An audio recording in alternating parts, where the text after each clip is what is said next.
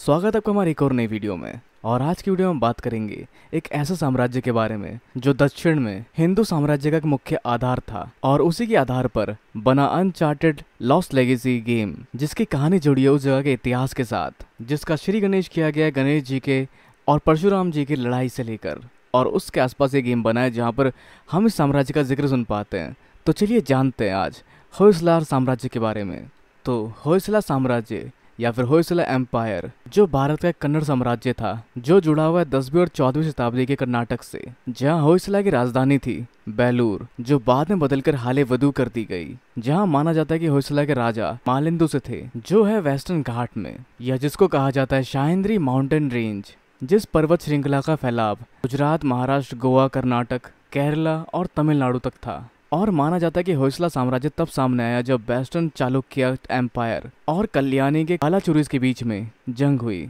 तो उसका लाभ लेते हुए बना आज के दिन का होयसला, जिस साम्राज्य का अधिकतम फैलाव कर्नाटक में था, पर उसके अलावा उसमें शामिल थे उपजाऊ भूमि कावेरी डेल्टा के, जो आज के दिन के तमिलनाडु में पड़ता है, जहां 13वीं शताब्दी तक पहुंचते पहुंचते वो काफी सारा ऐसा कर्नाटक हथिया चुके थे। और साथ ही और तमिलनाडु के बहुत सारे उत्तर दक्षिणी भाग के साथ ढक्कन पठार के पश्चिम में स्थित आंध्र प्रदेश और तेलंगाना के बहुत सारे हिस्से भी इस साम्राज्य का हिस्सा था। पर होयसला का यह युग दक्षिण भारत के एक अहम काल माना जाता है, जहां जन्म हुआ बहुत सारी कला, वास्तुकला और धर्म का, जहां आज भी साम्राज्य को अहम तौर पर जाना जाता है उसके होयसला आर्किटेक्चर, मतलब होयसला के वास्तुकला के आधार पर, जहां उस समय के बने सैकड़ों मंदिर भी आप आज भी पा सकते हैं कर्नाटक में, जिसको आज भी आप वैसी हालत में देख सकते हैं। जिन मंदिरों में शामिल है चेन्ना केशवा मंदिर जो बेलूर में है, होयसलेश्वरा मंदिर जो हालेवदु में है, और चेन्ना केशवा मंदिर जो उपस्थित है सोमनाथपुरा में, जहां होयसला का राज आज भी माना जाता है फाइन आर्ट्स और कन्नड़ और संस्कृत में लिखे गए साहित्य के तौर पर भी। तो चलिए जानते हैं कुछ और कहानियां और चीजें होयसला साम्राज्य यानी कि होयसला एम्पायर के बारे में। तो शुरू करते हैं होयसला की गाथा से, जो कन्नड़ भाषा में लिखी हुई कई सारी गाथाओं में फेमस है। जो कहानी है एक नौजवान आदमी की, जिसका नाम था साला, या फिर उसको पोयसाला भी कहा जाता था, जिसने एक दिन अपने ज्ञान गुरु सुदत्ता की जान बचाई एक बाघ को मारकर, या कभी कभी उसको शेर भी कहा जाता है, जो उन्हें दिखा था एक जंगल में, और जिस जंगल के पास था अनगढ़ी का देवी बसंती का मंदिर, जहां अनगढ़ी आज सोसेवरु नाम से जाना जाता है। तो उस बाघ या शेर को मारने के लिए साला ने एक ही बार का इस्तेमाल किया, जहां पुराने कन्नड़ भाषा के हिसाब से उस बार प्रहार या स्ट्राइक को होय कहा जाता है, जिससे साला का नाम पड़ा होयसाला। और उन्हीं के साथ शुरुआत हुई होयसला डायनेस्टी की बेलूर में, जहां ये कहानी मिलती है होयसला राजा विष्णुवर्धना के एक इंस्क्रिप्शन से, जिस इंस्क्रिप्शन में तारीख लिखी गई है सन 1117। पर इस कहानी को सच साबित करने के लिए बहुत सारे सबूतों की कमी थी, जिस कारण से इसको एक गाथा या कहानी ही मानी जाती है। जहां इस कहानी का एक और पहलू माना जाता है विष्णुवर्धना की जीत तालुकुंडे के चोलाओं के खिलाफ, जिस पे जीत पाई थी उन्होंने सन 1116 में, जिसके साथ ही गाथा और फैली, जिसमें कहा गया कि साला बाघ से लड़के भी जीत गया, क्योंकि चोलाओं के प्रतीक में एक बाघ था। तो चलिए जानते हैं आगे वो इतिहास जहाँ होयसला एक साम्राज्य बना। तो होयसला का मूल निवास था वेस्टर्न घाट की पहाड़ियाँ, जो उत्तर पश्चिम गंगावड़ी मैसूर में था। जो साम्राज्य उभर के सामने आया वेस्टर्न चालुक्य साम्राज्य और चोला साम्राज्य के बीच में उठे विवाद के कारण, जिसमें चोला साम्राज्य ने और शक्तियां पाई, जिसको देखते हुए वो लोग साथ मिलकर पश्चिमी चालुक्य साम्राज्य के साथ, जिनके साथ मिलने पर उन्हें कुछ हिस्सों का अधिकार मिला। पर जैसे जैसे चालुक्य की शक्तियां कम होती गई, होयसला भी पाने में कामयाब हुआ अपनी आजादी विष्णुवर्धना के नेतृत्व में, और होयसला बना एक असली साम्राज्य, जहां उन्होंने गंगाबड़ी और नोलम बावड़े के कुछ हिस्सों में कब्जा किया, जो चोला साम्राज्य के हिस्सा थे। और सन 1116 में विष्णुवर्धना की जीत को देखते हुए उन्हें सम्मानित किया गया तालाकाडु गोंडा से, जहां इतिहासकारों के हिसाब से होयसला साम्राज्य को माना जाता है माले परोल गांडा, जिसका अर्थ होता है पहाड़ों के देव। जहाँ ये बातें आधारित है मालेंदु में मिले इंस्क्रिप्शन के आधार पर होयसला साम्राज्य के पुराने रिकॉर्ड मिलते हैं सन 1950 से, जहां सामने आया अरेकल्ला सरदार के तौर पर, और जहां बाद में उसकी जगह ली मरुगा और निरपा कामा प्रथम ने सन 1976 में, और मुंडा ने सन 1006 से 1026 तक। पर उस समय के अगले शासक यानी कि निरपा कामा प्रथम को प्रमंदी का किताब मिला, जो दिखाता था उनका संबंध उस समय के पश्चिम गंगा साम्राज्य के साथ। पर विष्णुवर्धना का एक आजाद साम्राज्य बनाने का सपना पूरा किया उनके पोते बीरा भल्लाद्रित्य ने, जिन्होंने आजाद किया होयसला को चालुक्य साम्राज्य के दबदबे से, जिन्होंने ऐसा अपने राजकाल के प्रथम 20 वर्ष के अंदर ही किया। और साथ ही उन्होंने जंग छिड़ दी यादवों और हराया कदम्बा को, और साथ ही उन्होंने आजाद किया होयसला को 1193 में। पर इस साम्राज्य के अस्तित्व में आने के दौरान दक्कन पठान ने देखा चारों तरफ से कई साम्राज्यों को अपना राज स्थापित करने की होड़ में, और ये होड़ 4 साम्राज्य के बीच में था, जिसमें शामिल थे होयसला, पांड्यन, ककातिया और स्यूना। सन 1217 में बीरबल द्वितीय ने आक्रामक पांड्या को हराया और चोला साम्राज्य में घुसपैठ करके उस साम्राज्य को दोबारा बसने में मदद की। तो अब जानते उसके आगे क्या क्या और क्या होयसला साम्राज्य ने। तो आगे चल के होयसला साम्राज्य ने अपना साम्राज्य और बढ़ाया और कदम रखा आज के तमिलनाडु में सन 1225 के आसपास, जिसके साथ श्रीरंगम के पास बना कन्ननूर कोप्पम शहर, जो बनी वो जगह जहाँ से कंट्रोल किया जाता दक्षिण दक्कन को। तो आगे चल के वीर नरसिम्हा द्वितीय के बेटे वीरा सोमेश्वरा को पांड्या और चोला से महामधी का खिताब मिला। तो वहीं सन 1220 से 1245 तक इस साम्राज्य ने दक्षिण अपनी पकड़ और मजबूत की, जहां अपने साम्राज्य का हिस्सा बनाया उन्होंने चोला और पांड्या साम्राज्य को, क्योंकि 13वीं शताब्दी के अंत तक बीरबल तृतीय ने दोबारा वो सारे हिस्से तमिलनाडु के अपने अंदर मिला लिए जो वो पांड्या साम्राज्य के बढ़ते दबदबे के दौरान हार गए थे।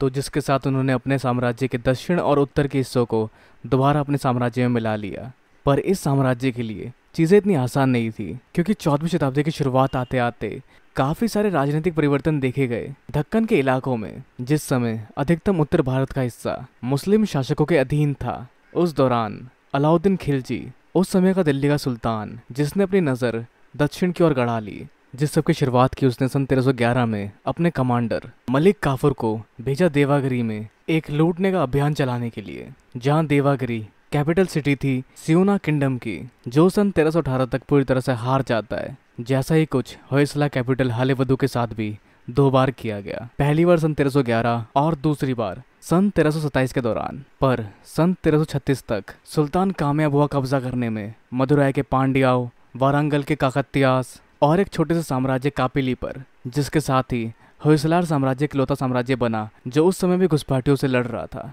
जहां बीरबल तृतीय रहे तिरुवन्नामलाई में और इस तरह की घुसपैठ का जम के सामना किया। और एक कशमकश लगभग 30 साल तक जारी रही, जिसके बाद सन 1343 में बीरबल मारे गए मदुराई की जंग में, जिसके साथ ही होयसला साम्राज्य के बाकी के हिस्से हरियाणा प्रथम के साम्राज्य में जुड़ गए, जो तुंगभद्रा नदी के पास का साम्राज्य था। जिसके साथ ही ये नया हिंदू साम्राज्य उत्तर के घुसपैठ को रोकता रहा और बाद में जाना गया विजयनगर साम्राज्य के तौर पर। जिस दौरान होयसला साम्राज्य अस्तित्व में था, उस समय वो साम्राज्य कैसे काम करता, कैसे वो पैसे कमाता, उस बारे में जानते हैं। तो होयसला साम्राज्य की अर्थव्यवस्था में कृषि का एक मुख्य योगदान था, जहां इस साम्राज्य में 3 नदियों की घाटी पाई जाती, जैसे कृष्णा, तुंगभद्रा और कावेरी, जिससे कृषि उत्पाद में एक अलग ही बढ़ोतरी देखी जाती। और अगर इन नदियों की घाटियों को छोड़कर हम ऊंचे स्थानों की बात करें, तो वहाँ का तापमान और जलवायु पशुपालन, फलों के बागान और मसाले उगाने के लिए एक आदर्श जगह थी। और यहाँ मैदानी सतह पर उगाए जाते धान और मक्के की फसलें।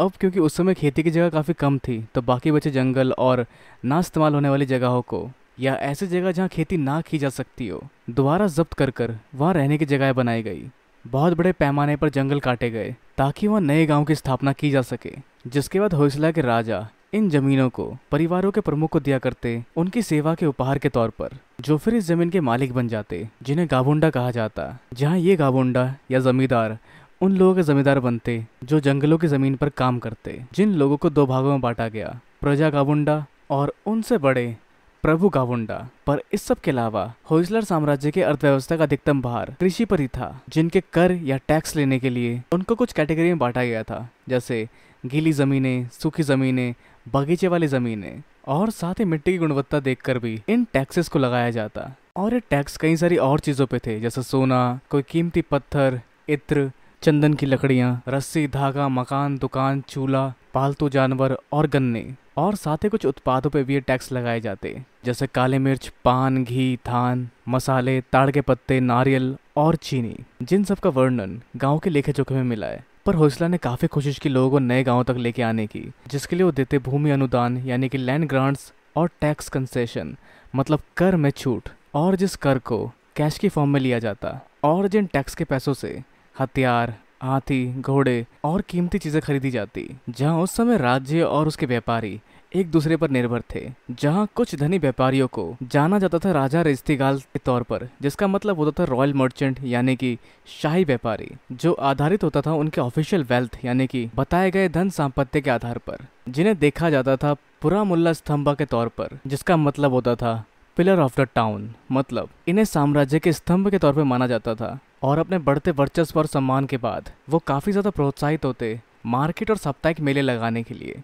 और इनमें से ही कुछ पट्टन स्वामी बनते, मतलब नगर प्रशासक, जिनको हक मिलता नगर में आए नए सामानों पर टोल लेने का। तो वहीं कुछ व्यापारी राज्य के लिए सिक्के बनाते और उन तक पहुंचाते भी थे। अब राज्य के खर्चों से बड़े बड़े टैंक्स बनाए जाते, मतलब बहुत बड़ी मात्रा में जलाशय बनाए जाते, जिन्हें आप एक तौर पर बांध भी कह सकते हैं, जहाँ कर के बाकी पैसों से इन्हीं बांध के गेटों को रिपेयर किया जाता, जो भारी मात्रा में बारिश के कारण खराब हो जाया करते। और वो टैक्स पानी के सिस्टम पे भी लिया करते, जैसे सिंचाई प्रणाली, नहर, कुएं, जो सभी बनाए जाते वहाँ मौजूद लोकल गांव वालों के द्वारा। और ये मरम्मत का काम जमींदार और उनके आदमी किया करते, जिस काम को अपना कर्तव्य या एक पवित्र काम माना करते। पर उस समय की अर्थव्यवस्था में घोड़ों का आयात भी काफी भारी मात्रा में देखा जाता, जिसको ट्रांसपोर्टेशन और सेनाई कार्य में लगाया जाता। पर साथ ही इंडिया से चीजें एक्सपोर्ट भी भारी मात्रा में उस समय की जाती, जैसा कुछ पाया जाता है चाइना के सोंग डायनेस्टी के रिकॉर्ड में, जहां कुछ इंडियन व्यापारियों का वर्णन है चाइना के दक्षिण पोर्ट पर, जिसमें चाइना के अलावा कुछ और साम्राज्य भी शामिल है। तो उस समय दक्षिण भारत से निर्यात होने वाले सामान कुछ इस तरह से थे: भारतीय कपड़े, मसाले, जड़ी बूटी, कीमती रत्न, मिट्टी के बर्तन, नमक दाने से बना नमक, जेवरात, सोना, हाथी के दांत, गेंडे के सींग, आबनूस, मुसब्बर की लकड़ी, इत्र, चंदन की लकड़ी, कपूर और इत्यादि चाइना, डोफर, एडन और सिरफ में एक्सपोर्ट किए जाते। तो ये था होयसलर साम्राज्य और उस साम्राज्य के बारे में एक छोटा सा हिस्सा। लेकिन अभी भी काफी कुछ बाकी जो एक वीडियो में कवर करना थोड़ा मुश्किल होगा। मतलब इनके धर्म, उस समय यहाँ चीजें कैसे काम किया करती, और बहुत सारी चीजें जो आपको अनचार्टेड की कहानी से भी जोड़ेगा, जिसके लिए आपको वेट करना पड़ेगा इसके नेक्स्ट पार्ट का। तो मिलते हैं आपसे इसके नेक्स्ट पार्ट में। और अपने विचार हमें नीचे कमेंट बॉक्स में बिल्कुल वीडियो को लाइक, शेयर और सब्सक्राइब करना भी बिल्कुल ना भूले। तो इसके लिए मिलते हैं अगली वीडियो में। Good bye and have a nice day.